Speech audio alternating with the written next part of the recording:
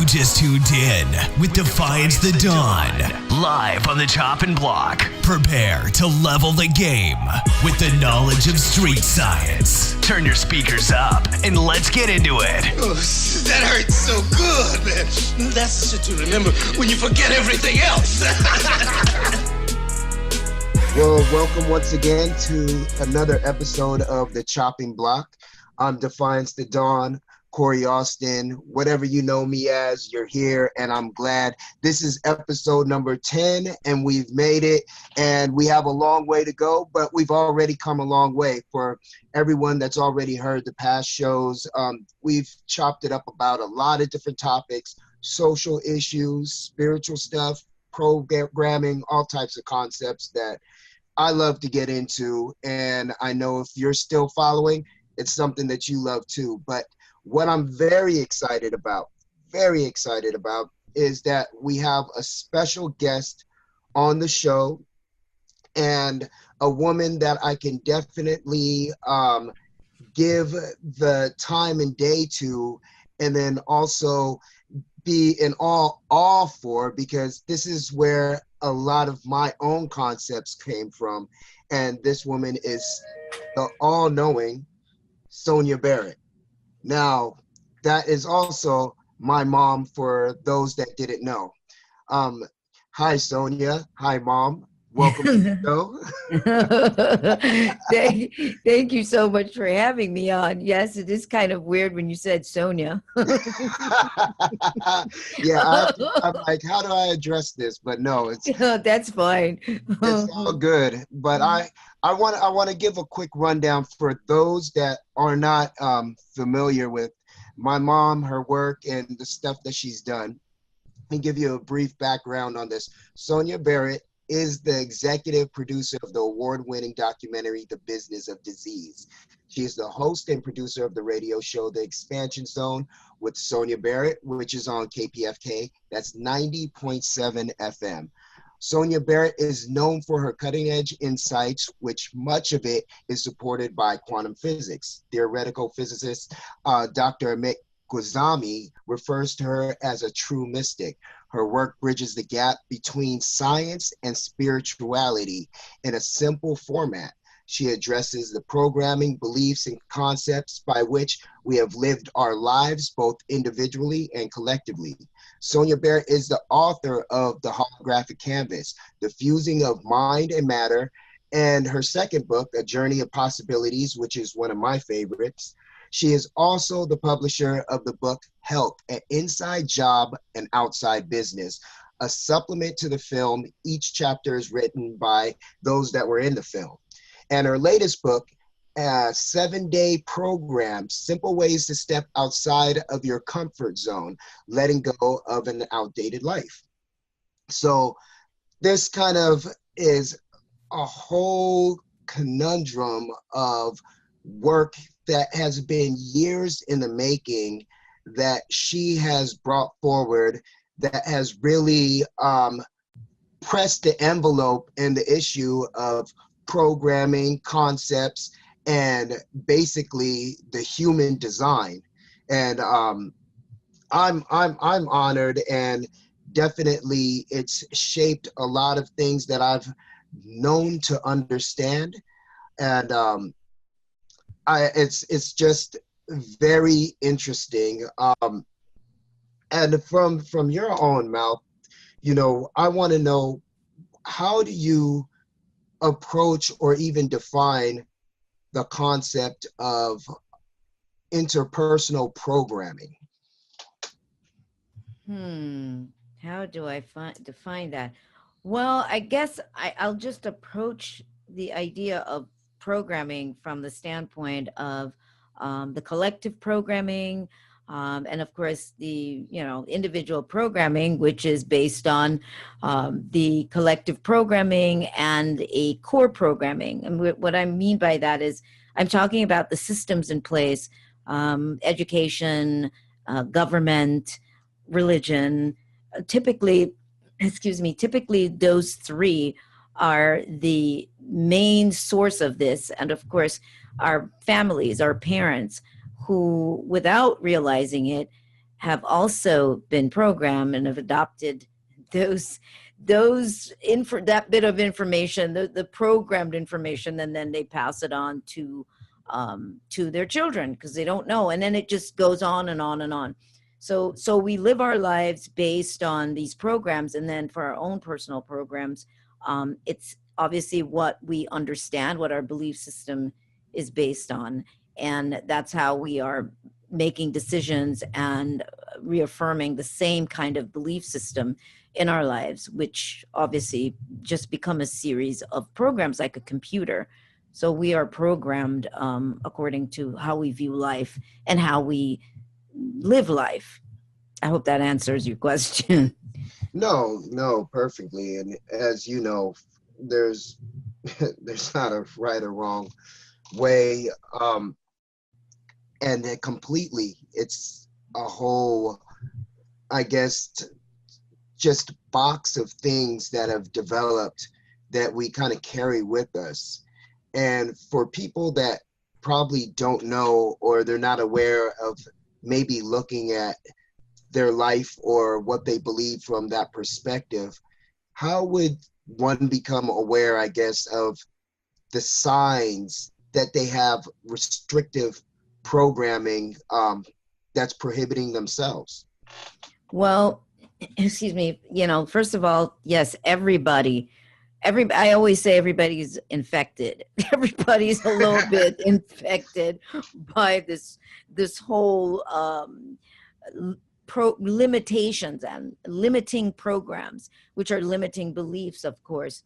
And I think, if a person decides to be truthful, and I always say we have to start there. We have to be truthful with ourselves. Which means that you have to be willing to really look at the way you've been living your life, the choices that you've made. And because you have to step back and see that in order to really see what your world is made of, what your personal world is made of. You have to be able to step back and take a truthful look. And this is a look at it without blame, without blaming yourself or blaming anyone. You have to just examine, what does my life look like at this time? And most people are not really satisfied with their life. I mean, everybody's always looking for happiness and looking for love, looking for more money, looking for all of those things. So one has to step back and take an honest look. Am I happy? Okay, if your answer is no, I'm not happy. Maybe you're happy, and maybe there's certain areas of your life where you feel that it's lacking. So then you're taking a look at all those aspects, a lot of your lack, and seeing what has shaped them. And again, it's just being truthful with how you really feel about it, and even feel about the people that you're involved with, whether it's the people on your job that you're working with, the job itself. Do you like where you are? Do you like what you're doing? Even in your relationship, it's that core, that deep, honest look in order to see what kind of belief system have I been operating by? And the belief systems, of course, end up being the programs that you're operating by. And so this is why it's easy for us to become comfortable with our limitations. We live a comfortable misery. We can be miserable, we can be unhappy, but it's the known. Since we are familiar with it, then we keep running the same programs, the same beliefs that cause us to make the same choices over and over. And we have no one to blame. It's easier to blame somebody, of course, because then we don't have to take responsibility for it. So this requires taking responsibility, taking ownership, not with blame and guilt. That's not what I'm talking about. It's simply a truthful recognition about what your life is at this time and the choices that got you here in this moment in time in your life, and what you would like your life to look like. No, absolutely. And I wholeheartedly agree with you. When we start looking at areas where blame may be, or where we kind of step outside of taking ownership and accountability. But I want to go into something that you said, which has to do with lack. Lack, I feel, is it's a very strong word. There's a lot of power surrounding our own lack. Do you think that there's almost a comfortability innately in just having lack in itself? Yes, because lack is a major part of, the survival program, I think, for human beings. When we say lack, I like to get people to understand we're not just talking about money. We're talking living a life with all these. First of all, we're never satisfied. We're always deficient of something in our minds. There's never enough of whether it be love, or money, or enjoyment. There's always this ongoing lack. So even if we have a moment of satisfaction, we quickly turn that into, we need more. So there's never any satisfaction of anything. There's always a deficit. We're always missing something. And I found that to be super, super important. Now, when it comes to the idea of money, which is a big part of what a lot of people go through, that's a big subject. I thought about it. I was like, subject, boy. That's a whole other topic. That's a whole other topic, because we're running a lack program. There's a collective lack program, collective lack money program that we're running. And that, by that, I mean, socially and your family, the kind of information that we've heard in our family, as they say, money don't grow on trees. You have to work really hard to, to acquire money, what you want.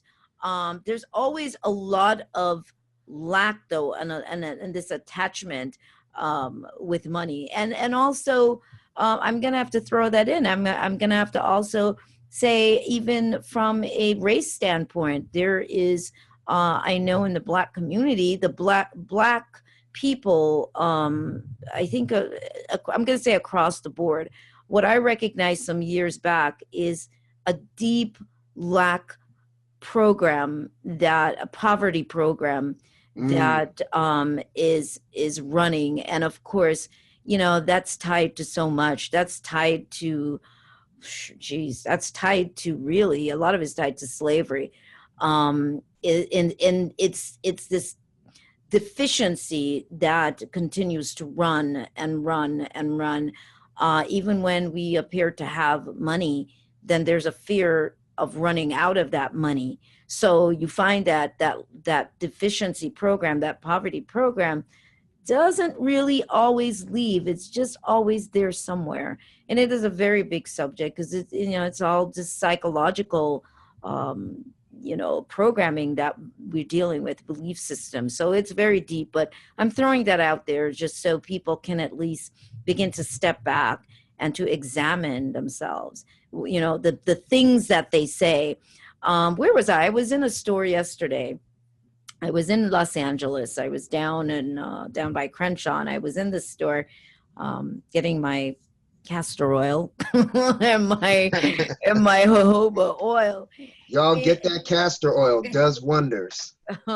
And so there was the gentleman working behind the counter, and lady walked in, and she says, how are you doing today? And he says, oh, fine. You know how we brothers do it. Just struggling.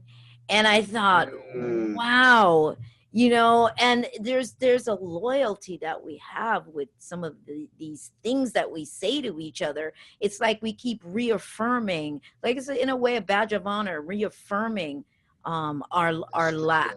Yes, the struggle program. Right. And the more we reaffirm the struggle program, is the more we're in it.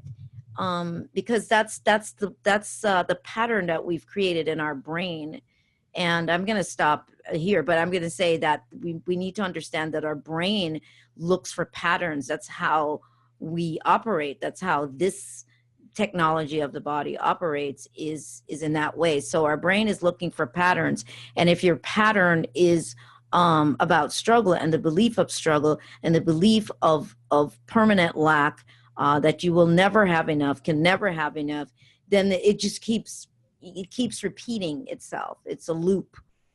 No, that's interesting, because that kind of ties into what I was going to ask is, the way that you described it, this innate programming, especially around Black folks, with having the struggle program, and all human beings have a level of programming that they deal with.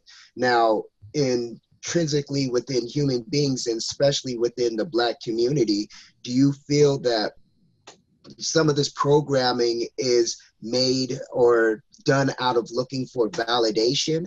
Like there might be a financial validation, looking for white validation, just any type of validation within this program. Does that make sense? Yeah, I know what you're saying.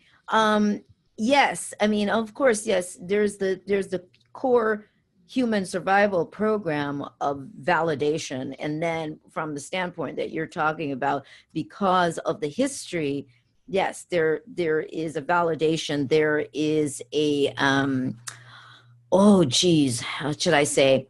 There is the program of waiting to be free. It doesn't seem like it, but still waiting to be free. And freedom, of course, money becomes associated with freedom. And so there's that deep program in there that the history of what happened to our ancestors, like a computer, that information is programmed into our DNA. And so we come up against this kind of information, and the systems in place keep reinforcing the lack program, particularly in a community or group of people. It's being reinforced. And because most people don't understand, they end up upholding the program without realizing it. Example of that is what I just said a few minutes ago about this gentleman immediately saying, you know how it is, we're struggling, we're fine. And fine meant struggle. So this is how we are reinforcing this program. We don't even need anybody standing over us anymore to reinforce it. We automatically are doing that, and we don't expect to have more. That's our core program. We expect always to have a lesser amount. So there is this belief system that we will always have only this much. So it's a very deep analysis, to go into. But I found it to be very profound back in particular in 2007, 2008, when I was writing my book. Well, when my book came out, and there were some things that were coming up where people were asking me to speak in different places. And there was a situation that occurred, and that's when it made me step back, and I really saw the poverty program. And at that moment, I said to myself, I'm deleting this program. I'm not giving permission for this program to be part of my consciousness or part of my blueprint for reality anymore.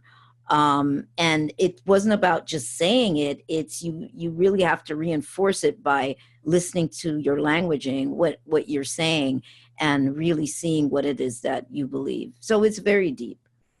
Yeah, and that makes perfect sense. And it's interesting because what you described, I want to associate that with, when we say struggle, it's almost like we kind of build it around a level of normalcy.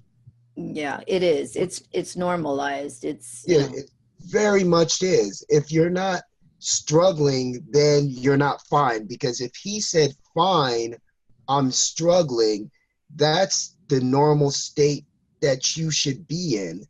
Otherwise, you're just not normal. Well, we almost feel guilty. I mean, that's something I've talked to other people about, and I've seen it. Um, it's like some people almost feel guilty to not be struggling. To it's like a in a way there's this common bond, through this idea of struggle, and so people almost kind of feel bad to say, well, actually I'm doing really well. Financially, I'm feeling pretty good. I'm doing really well. So that right there, what I just said, kind of shows you why we get cliquey with certain groups, why they say that people are in a category of wealth. They're in a category of wealth. They only hang out with people who are in that same category. People who are in a really lack situation, different degrees of lack, we tend to hang out with those people because there's a commonality and we help each other to keep reinforcing our deficiency, our lack. Wow. That's also very interesting, because now that kind of brings me into, I guess the idea when we start thinking about these programs and you speak about the people that have commonality among each other, and we look at how that can be divided. The programming is kind of what creates the differences in a social order of class. Right, absolutely. That's right, which is why you hear this constant, the middle class, the upper class, the upper middle class, the lower class. I mean, and of course, there's that border or boundary. Nobody wants to fall in that lower class. So everybody is, basically the objective is for people to be swimming to at least try to get into the middle. I mean, it's a really interesting construct that we are operating in, because yes, it then divides people into class categories in many ways, and so you find that we are drawn to, or we tend to want to ask people immediately is when we meet them, it's like, what do you do? Because in our minds, our brains, we're so wired for categorizing people that we want to know what they do so we can place them in a category. Oh, you're a doctor, you're a lawyer. Oh, then suddenly their value goes up. Right. Their stock goes up. Yeah, exactly. And so you want to be part of hanging out with them.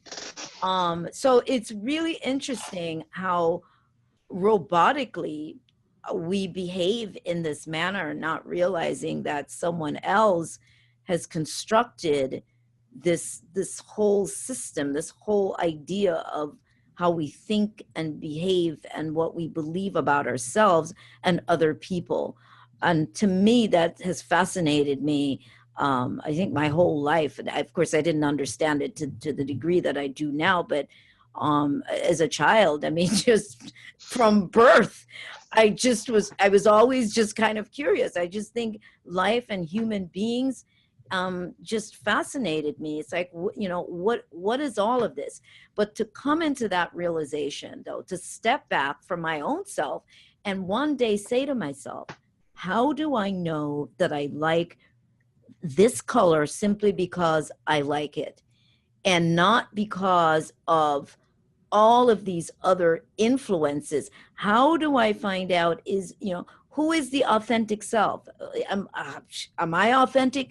Who am I? And because I started to realize that pretty much everyone is a construct of someone else's ideas and program, whether it be your parents. I'm talking from that standpoint all the way up. You decide you want to be a teacher. Well, if you look at it, do you know why you want to be a teacher? it always goes back to some situation, something that was said to you, for a lot of people that I've talked to, said to you, and this is not a good or bad thing. So understand this. This is not what I'm saying. What I'm wanting to point out is I'm trying to point out how we are all shaped in our lives, how we are all shaped. Why is that important? It's important because it's gonna give us the opportunity to see to what degree are we authentic? To what degree is there authentic thinking? This to me was the great gift for myself. And it was like a clean slate. Yeah, it's like, wow, okay, so who am I? If I just stepped away from all of this, the programs, and just looked at myself, what do I like? And it was it's like a fresh start, really, if one is okay with doing that and not having to cling to, well, my family has always been Republican. Oh, my family's always been Democrat. Oh, well, we've always been Christian, my whole family. That's the kind of thinking that I'm talking about. Who are you? Not what your group and everybody else has told you. Who are you? That is a big question. This is a very, very profound question. And I'm asking that because I had to step back and ask myself. And, you said early on, you started really questioning concepts and things that might have not been common in children your age. How early do you think that this real programming in behavior, character, all this stuff, how early do you think this really starts beginning? Well, scientifically, it is said the first 6 years, are the most crucial years, from in the womb up to 6 years. That's when a lot of the programming happens for us, which is why in some systems, they've said that, and I heard Dr. Nick Bagish talk about that from what they're looking at, children technically probably shouldn't even start school till they're like 7. And the reason for that is because they're becoming familiar with their environment. That's really their education. If they're allowed to become familiar with their environment and have a sense of natural learning, because there's a natural wonder. Just like the baby's looking at its fingers and it's discovering its fingers and its toes and the sounds that is coming out of its mouth. It's making those sounds over and over because now it's fascinated with the sound. Those are major educational cues right there. That's them learning. And of course, you taking them to different things, the museum, music, those are core things that they need, as opposed to entering into the construct of a packaged education, a packaged training. So kids, you asked me that question, but in the first 6 years is really where it all begins, because they're watching their parents, they're learning from their parents, they are picking up the behavior of the parents. They're picking up the patterns of family patterns, and this could be generational as well. And they're carrying it through now into their lives. And so after the 6 years, and they start moving into the teenage years and all of that, yes, the person, the character, they've now created an identity. That identity was born out of the information that they compiled, and it's been saved into them like a computer in the first 6 years. And that's so important. Yeah. Let me throw in about the education so I don't leave anybody hanging. Now, I'm not saying anything is right or wrong with school. I think it's wonderful. The kids go, they get to socialize. They do need to learn this information. But I think it's important that parents realize the responsibility that they have in terms of giving them what they are not going to receive in school. Now, school really gets you set up and trained in a manner, basically in how to operate in the system, in the world itself. There are protocols that have to be followed, and this is what school teaches you, is how to fall in line with the prescribed way of operating, the social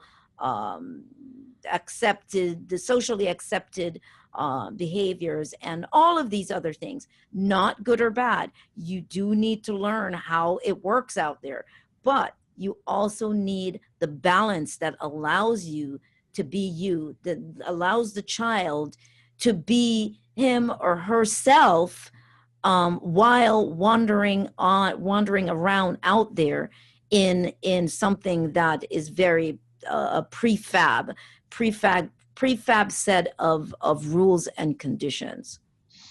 Now, when you go into it and you say not good or not bad, is there still sort of I guess a negative connotation where this type of programming might be running, and if you're not conscious of these things taking place, where you can become manipulated into living or being within a space based on these programs that unfold without your full conscious awareness of that's what's taking place? Can that become negative in a sense, or?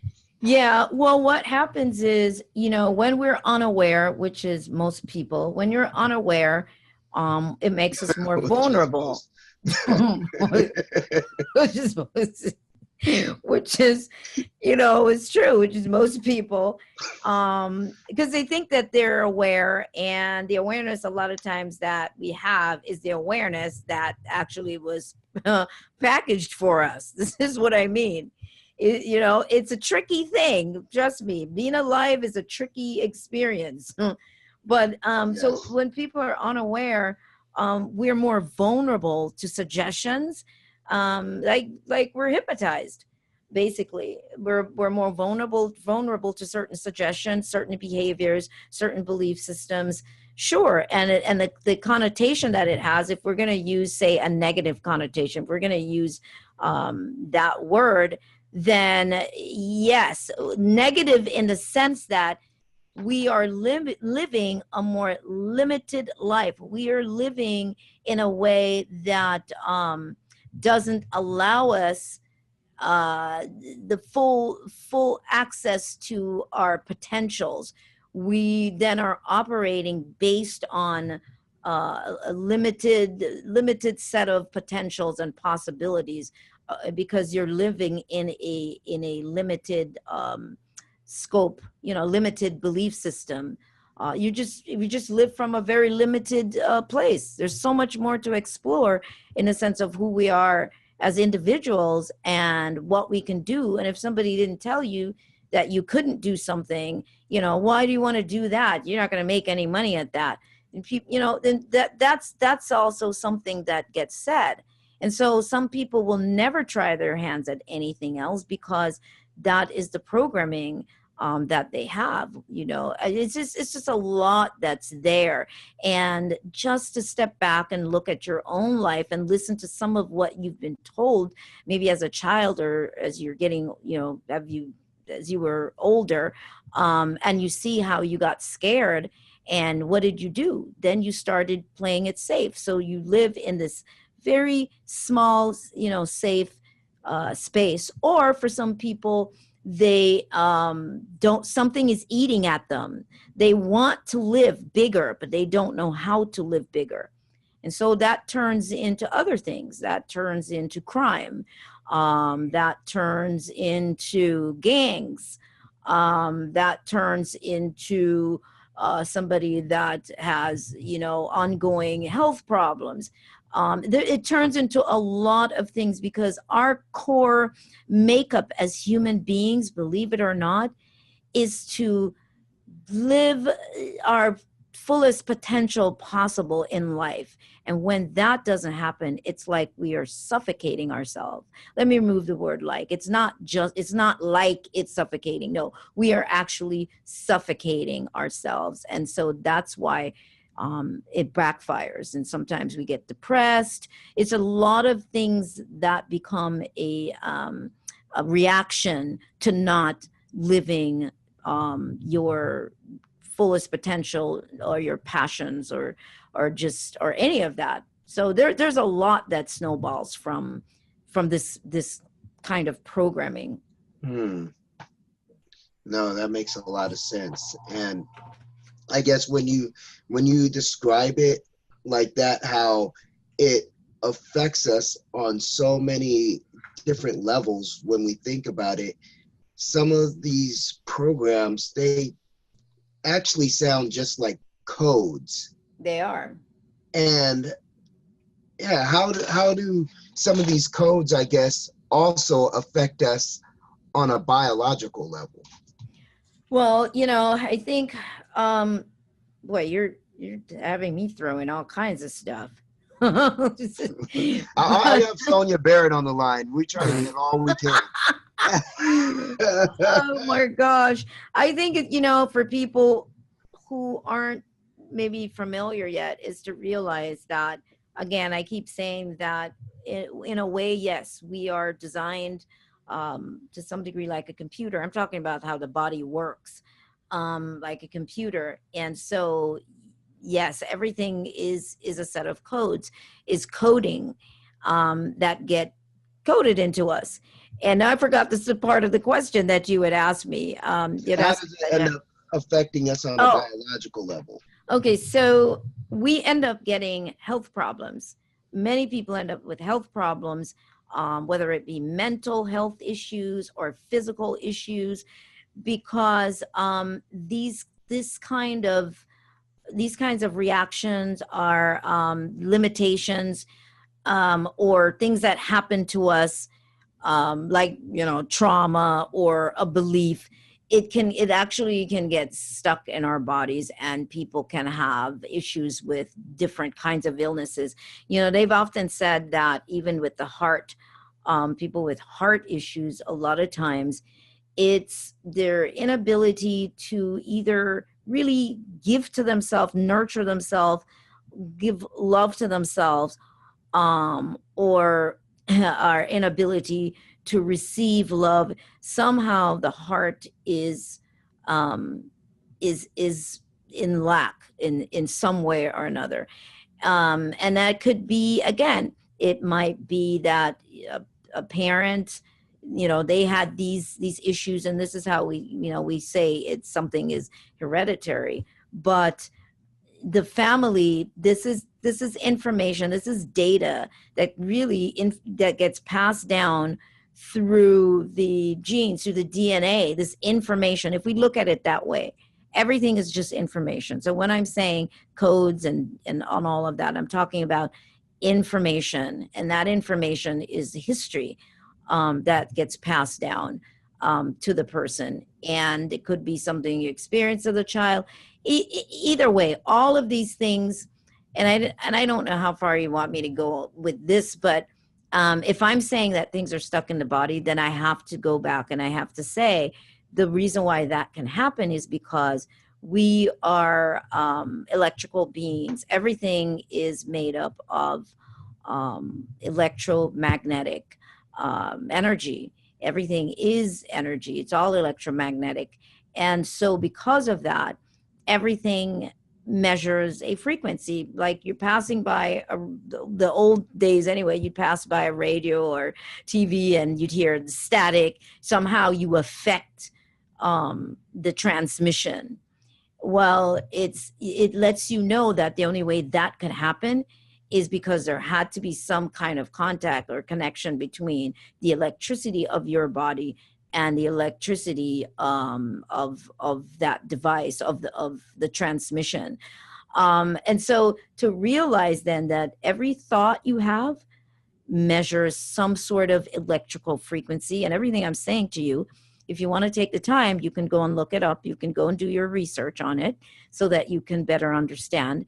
But everything measures a frequency. And so the body, in optimum health, everybody's body, if it's in optimum health, it's going to measure the optimum frequency. All right, it's going to measure the ideal frequency, and we call it homeostasis. Your body's in homeostasis. Now, when it is not operating at optimum frequency, and that could be anything from a cold or anything that causes the immune system to be lowered, anything that sets the body off, throws it off that frequency, that healthy frequency, then it's looking to come back into balance. So that's why your thoughts and your fears, all of these things can affect the body, and we can end up with stomach issues. Some people have that. I know when I used to get really nervous, I'd get a stomach ache. These things let you know that there is some sort of deeper reaction that is going on. When you're in fear, your heart beats really, really fast. People can have even a heart attack from shock. So it's all these different things, how our head may start pounding. For some people, when they're stressed, they get a headache. This is the body reacting. And all these basic things tell you that a belief system, a thought, all of those things are measuring a frequency, and the fact that they can all impact the body. So this is where you stop and you ask yourself, you start to examine your own life. You start to look at your belief system, your happiness or sadness, your satisfaction with your life at this time. And what are the things that I can now do to move myself out of this space? Not blaming other people. We have to toss the blame out. The blame just really, it just disrupts us. You have to stop and look at yourself, and the reason why you do that is, the second reason is that the more that we begin to take an honest look at ourselves and start looking at how we can personally make changes, everything that appears to be on the outside of your life starts to change. It will start to adjust. But if you're constantly external, somebody else, it's everybody else, then you're going to get more of that. That's why it's so important for you to take it back to yourself. And what did I say earlier? The brain looks for what? For patterns. So if you have a pattern of operating a certain way, then you're only going to get more of that, because the brain is only going to keep giving you more of the same thing. So it's a real dynamic system, our bodies and our brains and our minds, and all of that. And again, it's just was fascinating to me, and remains incredibly fascinating to me. The more I understand, and every day I understand deeper and deeper levels of how this human game, I like to call it, works. Oh, woo! Okay, that answered a whole lot. Okay, well, that wraps it up. That was Sonia Barrett.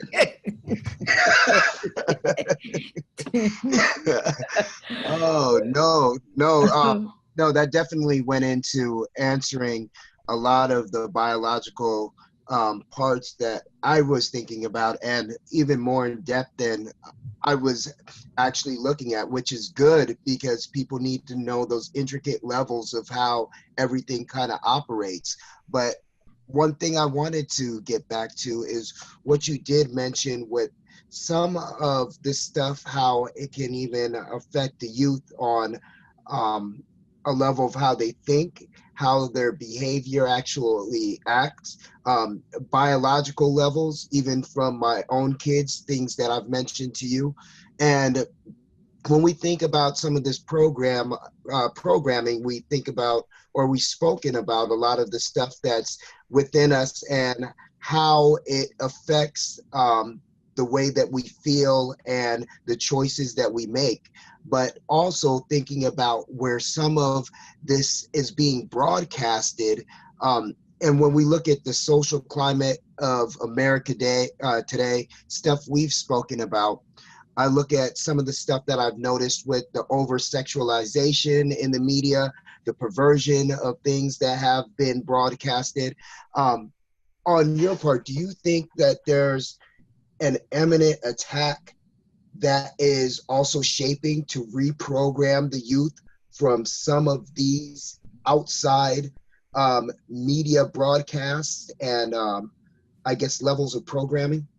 Sure. I mean, that's always been the case. It's just now we're in a time where technology is allowing this to be a little bit easier for those that wish to do that, and to step things up. But the human race is constantly over time being shaped. There's always someone or groups that are shaping what people are ultimately supposed to think, or the kind of concepts that they need to entertain. It's always being introduced, and it's called gradualism. So gradually we fall in line with many things without realizing it, like the pot, the frog in the boiling pot. He's in there, it's cold and then it's warm, and then he doesn't realize it, and then ultimately it starts boiling, because it's gradual. So there is this gradual process that's always gone on, and now we live in a very interesting time with some of these ideas and concepts that are being presented and projected to our youths, to grown-ups, but of course programming the younger folks is always a lot easier. And there was something else I wanted to say around that, and I totally slipped my mind, but very important that parents are on top of this. Parents need to pay attention, to what their children are watching, what they're doing. What are they hearing? It's like you have to become more engaged and add to that information. You have to talk to them, share with them more profound conversations, deeper conversations. Otherwise, your child is going to be educated by the digital platform, by the virtual world that's created for people, which is social media, which is great, but you don't want to make it your child's go-to world, just, where that becomes their first home, and then their second home is in the house, and that's sort of how it's becoming. So I think parents need to realize that level of responsibility as to what's going on, and I hope that thought comes back, because it was a really important thought that I wanted to put out there in terms of the programming, what is going on. Yeah, I hope so. And I think you're completely right. And as you know, it's a completely different day and age. When I was young, we did a lot of playing outside. There was no social media, there was no YouTube, there was no tablets, there was nothing like that. It was very different. But I know that with us, there was always a grounding with the science and spiritual science that we had within our home from a very early age. And we were never raised with a religious overtone. And I know even in a lot of Black homes, there's the whole white Jesus concept. And we didn't get that. I don't know if that was intentional or if you were just winging it. But do you think that sometimes even with Black folks, there happens to be a savior programming? Yes. Yes, there is. I mean, I've talked about the Savior program, but the Savior program is across the board, but it is, yes, in terms of the Black people or Black community. And now, of course, a lot of that was initiated by the missionaries traveling all over the place and, and really help to push that. But I think in general also, we are presented with a savior program, that somebody's coming to save us. Somebody's coming to save us. Even when you look at some of the historical stuff, there's always somebody. We're always waiting for someone to rescue us. And we see that this is part of the human psyche at this point, because government does the same thing. Government says, we know what's best for you. We're going to save you. This is what we do. And so, yes, you get people also looking to government for what they should do and what they shouldn't do. And I am always saying, you can't leave it to anyone. It doesn't matter. Yes, government, there are things that they're supposed to do, but you have to reel it in for yourself. You have to be the one. Nobody's going to look out for you like you will.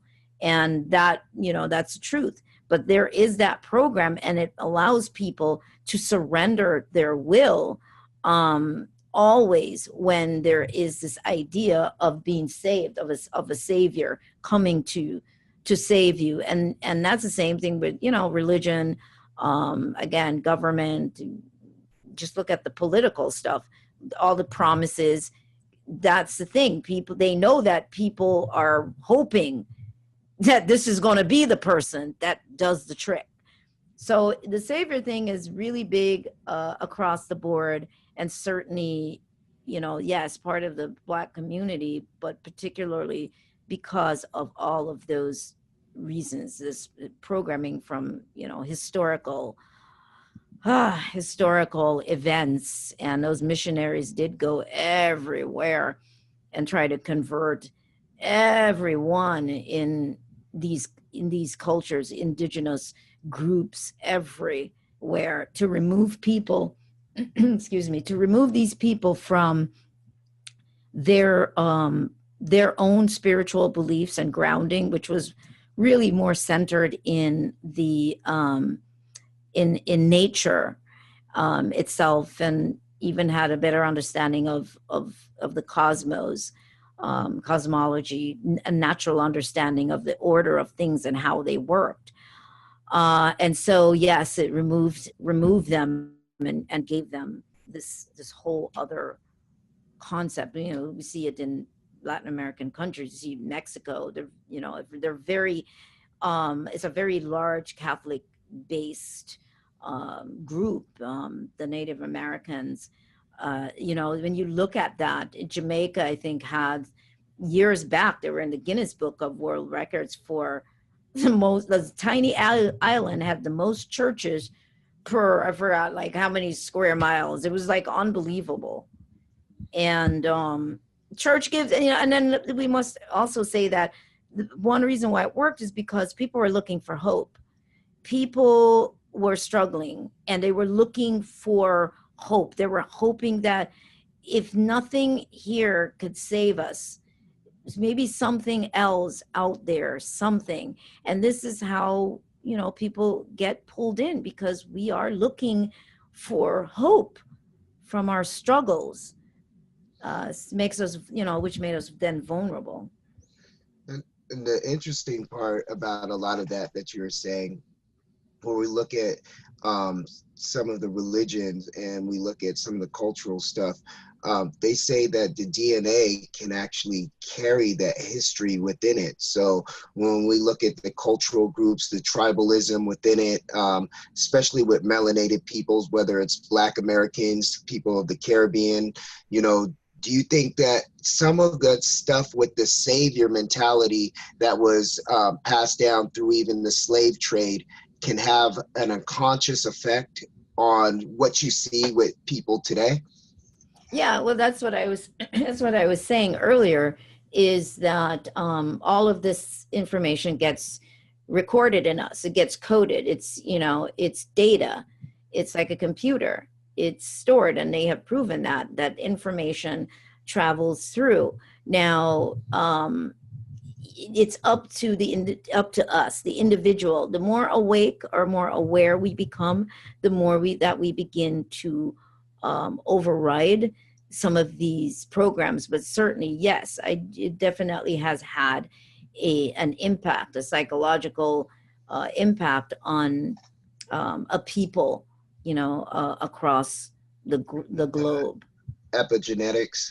Yeah, across the globe. But even with epigenetics is saying that you don't have to be, and that's true. That's the whole Right. thing with epigenetics. We can only blame it so much. Oh well, my mother had diabetes, so you expect that you're going to have diabetes or high blood pressure. It's the ignorance. It's what we don't know, and so people expect it, and then they accept it. And sometimes they actually so expect it that they somehow work themselves into having this. Now, we all have latent things in us. Latent diseases could be from, who knows, thousands of years back. We have the propensity for certain illnesses, certain diseases may be potentially stronger. The possibility of it, rising up and coming through might be stronger for some people in certain organs, because it's the weaker organs, the weaker part of our bodies that become most vulnerable.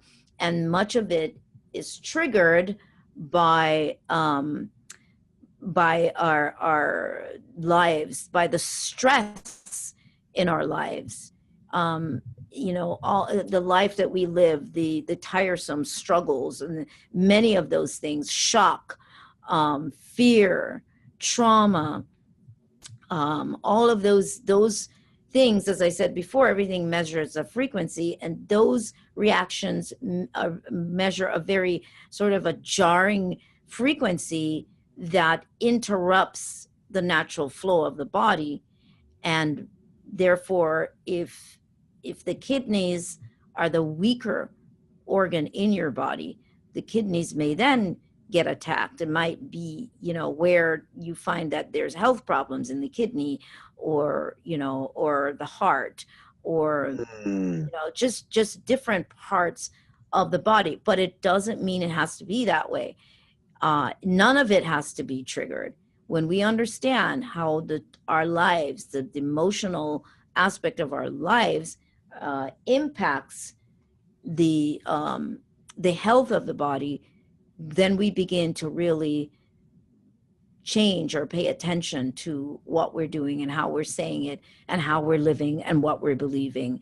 It's this domino effect, or this beautiful dance too. We can look at it as this beautiful dance.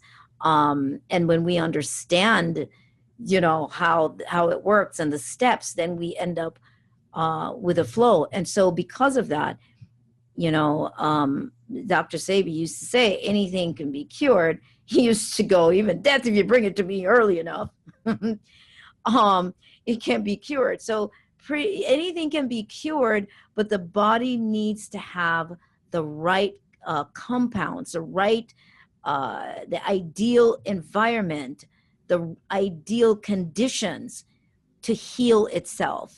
This is the key. The body has to have the ideal conditions. And if you are stressing all the time, and if you're eating a certain way all the time, particularly while you're in stress mode, it is even 5 times harder for the body to heal itself, because it has to deal with the emotional issues that you're dealing with, along with the foods that you're eating, and trying to balance the two, trying to digest and process foods that are pretty much dead and have no life in it, and the emotional conditions that you're experiencing. And they both make the body acid. This is why. And the body needs to be alkaline. And so both conditions, your emotional stress can cause the body to be in an acid state, which means your oxygen level is lower, and so the cells are not getting enough oxygen. And I will stop there. No, absolutely, absolutely. And that's a deep, in-depth explanation on how programming affects every individual part of the body. And it was interesting because you brought up something that I was going to go into to my next question was actually about some of the background that you had between taking the concepts of merging the world of this mind science that you, and then also the inclusion of the body. And that was with your early works that you had been with Dr. Sebi. And, you know, I remember, maybe it was, you probably remember better than me, 93, 94, you brought this herbalist to the house and it happened to be him. I wanted to just get a little description on how you started doing your early work on, you know, nutrition, the body, along with the late Dr. Sebi. Well, okay, so this goes far back. I was actually very health conscious, not to the degree, you know, that I later became, because I didn't have that kind of understanding. But I've been aware since I was about 17, 18 years old, 18, I would say. And then, of course, when I was having you, I definitely changed. I mean, so much. I ate incredibly healthy at that time, especially during the pregnancy. I ate very well, to the point where the doctors were asking me to eat ice cream because I wasn't gaining enough weight. Back then, it used to be about, you need to gain more weight, but I was eating salads and fruits, and you know, that was Let like, me just say, if people want to attribute where my genius comes from, it's because that healthy eating that was happening while I was in the womb. Just wanted to add that. you just needed to add that in case anybody was wondering. But yeah, no, I ate really, really well, and no chips, no, none of that. I even drank goat milk, which was so not popular then. I took no pills, no medication, no nothing. So I was in that aware state from, you know, from way back then, and then it just progressed, and to, you know, later on in my life, my 20s and so on. And then I gave up going to the doctor, to a traditional medicine, back in like 1984. Yeah, January to be exact, 1984. But so anyway, so basically I had to educate myself, and over the years I educated myself on how to eat, what to feed the kids, and I even made your formula. I made everything from scratch, even then, with your food. I steamed the vegetables and smashed them, and, you know, being Jamaican, I did a porridge, was what they call it at the time, is cornmeal or oatmeal, and I would grind it, literally get the corn, grind it. I was nuts.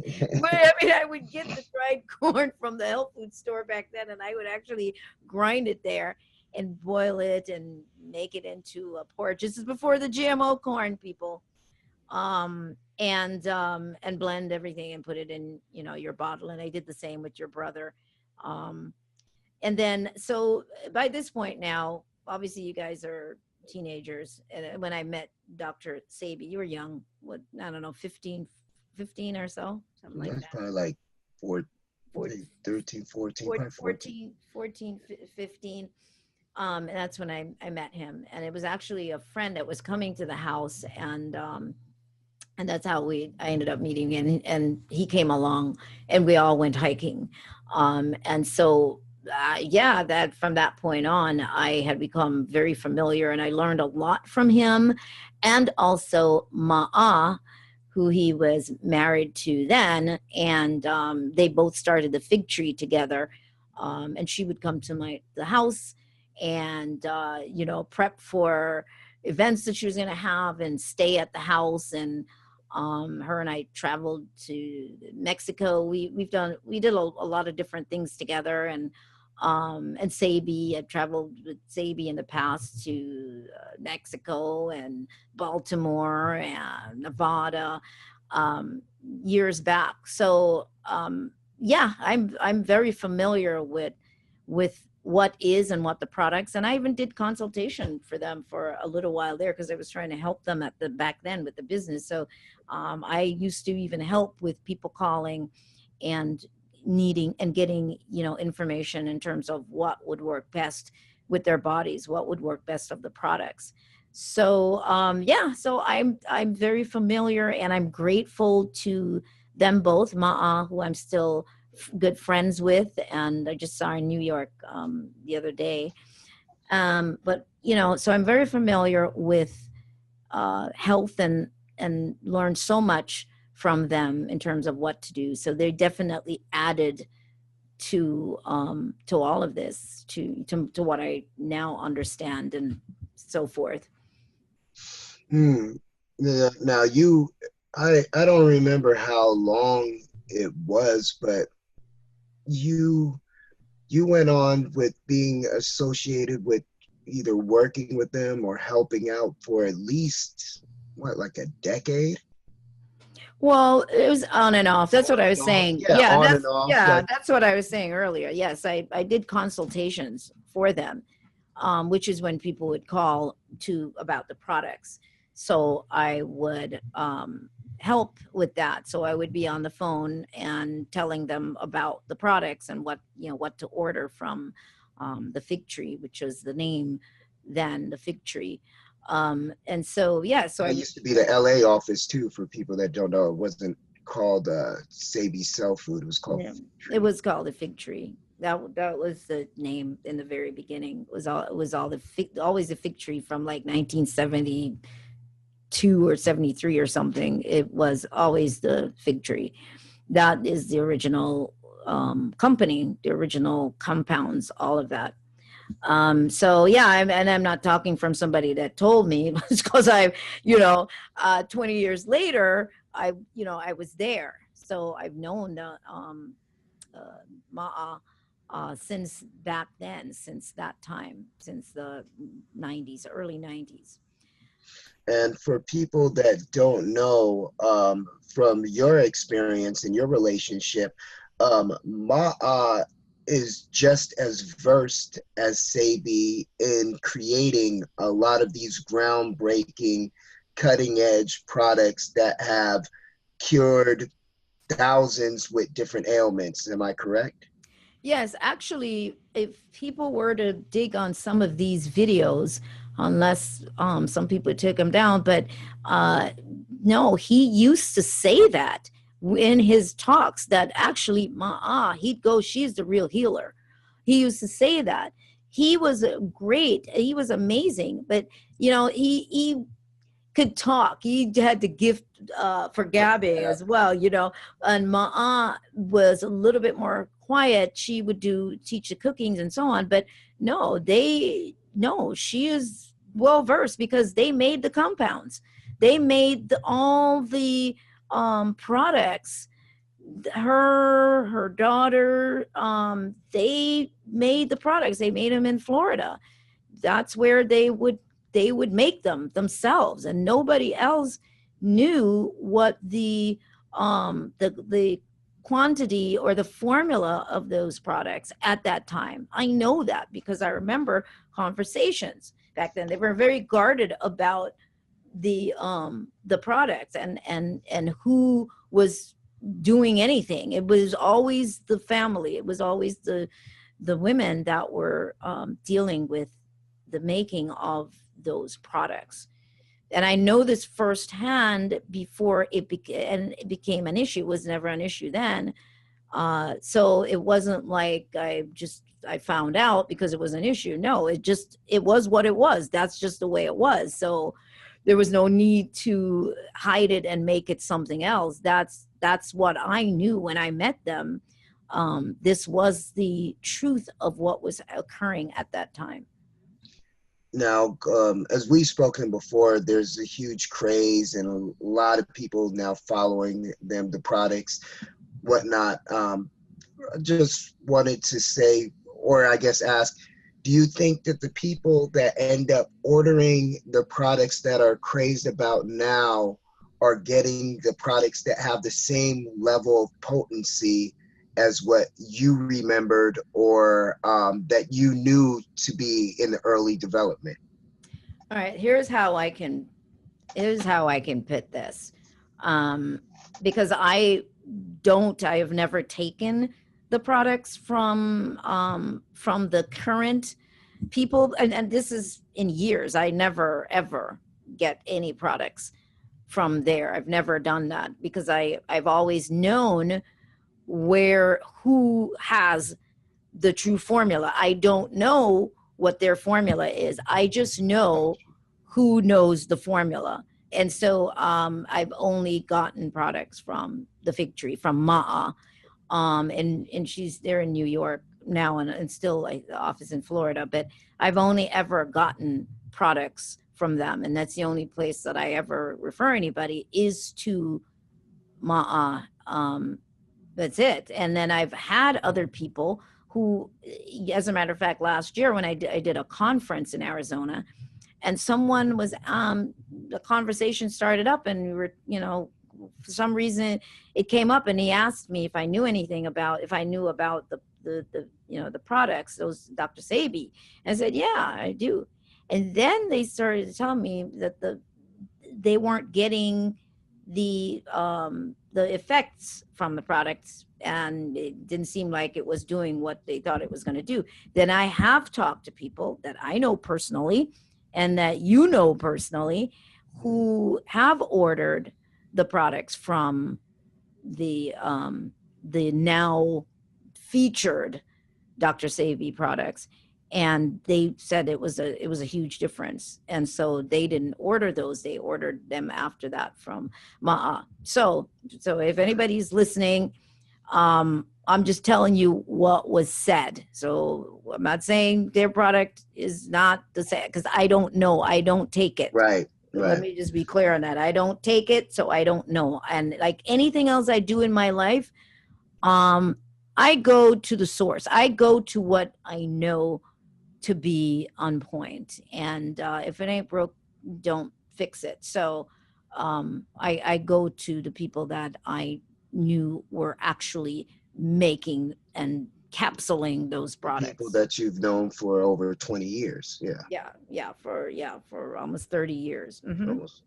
Is it 30 years? I don't know. Yeah, somewhere there. Yeah, it's about well, no, it's just 20. It's close. Yeah. Okay. Yeah. So in your book, which is kind of relates, the 7-day program, simple ways to step outside of the comfort zone, letting go of an outdated life.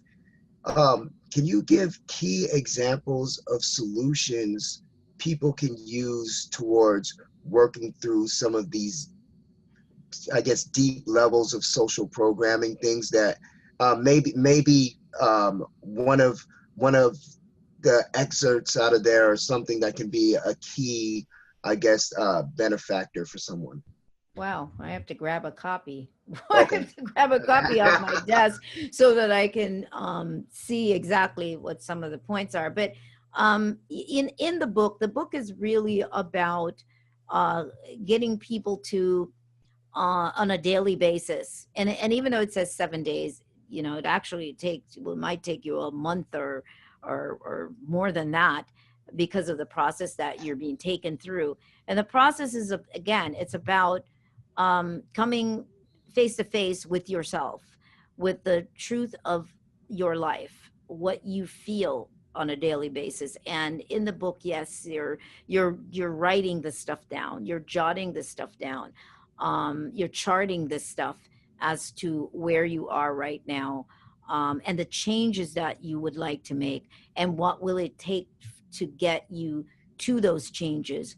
But most importantly is the ownership of what your circumstances are right now in each moment, and the choices that you've made. What are the patterns in the choices that you've made? If you notice that you're living a life with a pattern of always ending up in what we would call a negative relationship, you keep ending up in the same kind of relationship. You know, here you go again. Well, there's something in you that keeps drawing that kind of person to you. And so that's what you need to now be able to stop and look at. If it's if it's with the job, you have to stop and you have to start examining, you know, what is it in me? And again, this is not about blaming yourself, but it's stopping and looking at what, you know, what is it about my thinking or my belief or my fears or my quiet fears about my life, or any of that, to see how then you can make changes and move forward. So those are just some of the little tips. But yeah, it's a very small book. If anybody wants to get it, it's a very small book, but it packs a punch. Letting go of an outdated life, simple ways to step outside of your comfort zone. Have you been living a very comfortable life, meaning living a life that you're not happy with, but it's just your comfort zone, and you could be happy with it as well, but that's all you do. You explore nothing new. You go on no adventures in your life. And adventures are good for the brain. The brain needs for you to do new things all the time. Is what keeps us young, and it also keeps us healthy. The brain needs new things. And so it's fed. Yes, so it needs for us to explore new things, whether it be you take a music class or you start taking yoga, or you know, you always wanted to do art and you take an art class. And it can't be where we're constantly going, oh yeah, well, it's too expensive, I can't afford it. Because you know what? There's a lot of free stuff out there. And I hike a lot. Hiking is free. You know, I think I started hiking back in like 1992 or so, and I couldn't afford a bunch of stuff then. But I tell you, nature is free. And it has been the most healing experience for me. When I got divorced from your dad, I used to get up at 5:30 and jog every morning. I don't know if you remember that when we. Yeah, I do. Yeah. I mean, I was out the door 5:30 every morning. I was out running. I was running, and it was incredibly healing for me. And of course, then I started, you know, hiking, going up to Idlewild a lot. And I would even stay overnight sometimes. You know, you guys were older then, and I would just go up there and I would call and I'd go, I'm not going to come back down. I mean, I would stay up there in my car in the park, which is you can camp there and so on, beautiful place, and have the sunroof open, and I would just sleep in my car. Yes, his mom is a little crazy and adventurous, but I would just lay there and I would just enjoy that, and I would come back down. Y'all don't ask me. I don't know what the heck she's doing. And I would just come back down and I would feel so refreshed. So yeah, you know what? That's what I keep telling people. Just get out of your comfort zone and there's things there that are free. Don't make everything be about the money. That's an excuse. There's a lot of stuff that's there that's free. It's just a matter of whether you want to be bothered or not. I would even jog. I mean, even after work, when I was working in corporate America, I'd come home and it would be, no matter even if it was dark, I would still get out there and do a little bit of something. So it just, all that is shaking up that comfort zone and making changes in your life. It all counts. Absolutely. And that kind of brings me to my last little question. I was gonna go. There's more? No, yeah. Well, you had mentioned real quick on the level with dealing with relationships, and you kind of getting I guess that programming that happens out of that, and especially when it comes to dealing with women and how women evolve different. Their body over time starts to evolve different with, sometimes high blood pressure, sometimes there's a chemical imbalance. They deal with hormones, thyroid issues. What would be some things that a lady can start taking now just on the physical level to start changing some of these issues that they may, symptoms that happen based on some of the, I guess, emotional trauma they might be dealing with, carrying from a past relationship or whatever it may be? And I guess twofold question in a way, because you're talking about the hormones, changing hormones. Women's bodies, yes, are built differently. We have more lymph nodes, obviously, than men because, we produce milk and carry babies, and it's just a different system in that sense. And so women tend to end up with hormonal issues, obviously, yes, weight gain, thyroid issues, just all kinds of things. It can be kind of a project being a woman. Can be kind of a job to be a woman. But what I can say is this, that I know for me, throughout the years, what helped me was I stayed active. I stayed active. You must keep it moving. Okay, besides the diet, there's a diet, but you have got to keep it moving. You have to exercise and walk and make sure you're getting some inclines in, so for your heart and the circulation and the mind and all of that. And then what are you eating? Older women in particular that get issues with like hot flashes and stuff like that, they need to not have caffeine. The caffeine triggers that kind of stuff. An overdose of caffeine definitely does that. For anybody at all, you don't want to pour in tons of caffeine in your body, particularly if you're not drinking enough water. You've got to drink tons of water. I should say that's first on the list for everybody, anybody, doesn't matter who you are. The water makes a massive difference. You have to drink a lot of water to keep the system flushed. And water is also a conduit for electricity and your cells. Therefore, as I mentioned before, the body being electric, it needs water, and you need to get all this stagnant stuff moved, flushed through your body. So you need detoxes that could work with it. Detoxes that can work. There are detoxes that I'm going to mention, but for women in particular, we're supposed to eat quite a bit of salads for the day. I mean, I say salads, I don't mean like from McDonald's or stuff that's piled up with like cheese. That's not what I'm talking about. When I say salad, I'm talking about green stuff like kale in there, and dandelion and spinach and romaine lettuce, not iceberg, because there's nothing in iceberg. It's like eating. I can't eat at Mickey D's. You can if you want to, but just don't call me when you have after effect. But yeah, and you want to do a combination of those greens. I forgot how many pounds, like a pound. I forgot how much we're supposed to eat technically a day.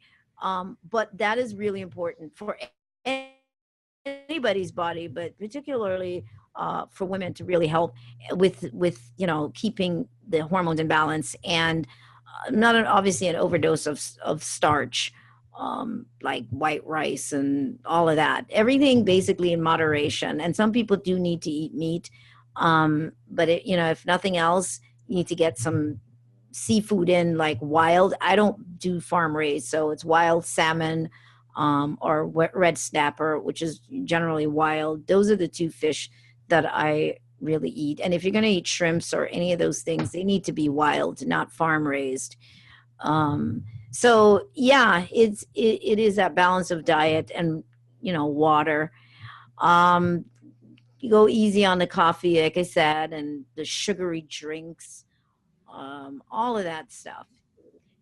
So yeah, I mean, I could go on and on and on, but and then for salt, you do need to get some salt in. So if you're not able to take in, the right kind of salt, which is really a combination between having sea salt because of the iodine and Himalayan salt, which has some more minerals, but it's very low in iodine, doesn't have that much iodine.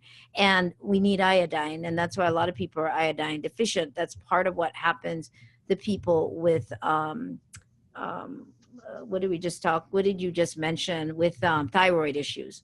Mm-hmm. And so you can ensure that you're getting iodine by maybe taking a kelp capsule a day to get iodine in, and through other foods, seafoods like Irish moss and bladderwrack and those kinds of things that has iodine in it. But yeah, eliminating salt completely from your diet is also unhealthy because you need the iodine. So that creates a problem too. So it's just getting the right kind of whatever it is in your body. But your blood, if you taste your blood, it's a little salty because there's salt. You have to have salt. So you figure if you deprive yourself of salt, it's throwing your body off. It's throwing your system off. Okay. Well, I think that that wraps it up with everything. I want you to be able to give your information where people can follow your work, where they can find you, all that stuff, and when you have another event or conference or speaking engagement coming up. Well, let's see. My main website is therealsoniabarrett.com. So it's therealsoniabarrett.com. And of course, the documentary you can click on from that website, and that's The Business of Disease. And the film is available on Amazon Prime. Oh gosh, it's all over. If you go to The Business of Disease, you'll see where you can watch it. You can even watch it pay-per-view on YouTube as well. And some of the other like DirecTV, you just have to look and see, and it's available in the US and Canada, distribution in those two places. And I think, yes, and any events that I have coming up, you'll see it online. I will be in Seattle, I believe in June. That I don't think it's on the site as yet, but I did send it out in a blast. I'll be putting that up, and I'll be in near San Francisco. Where am I? I think it's by Berkeley. I'm going to be hosted by the East West Bookstore, which is like the largest metaphysical store, I believe, in the U.S. And so I'm going to be speaking there, a 2-day workshop as well. And I will be at a conference in Arizona in September. International UFO Congress, I think is the name of it. And I am somewhere else, but it'll be on the site. And I'll be doing a workshop here in Los Angeles in April 13th. And yeah, and everything else that I've done basically is on the website and the store on the website. Where can people find you on social media? Facebook, on Twitter, Facebook mainly. Yes, you can find me on Twitter and Instagram. But I have 3 Facebook accounts, so I'm kind of easy to find.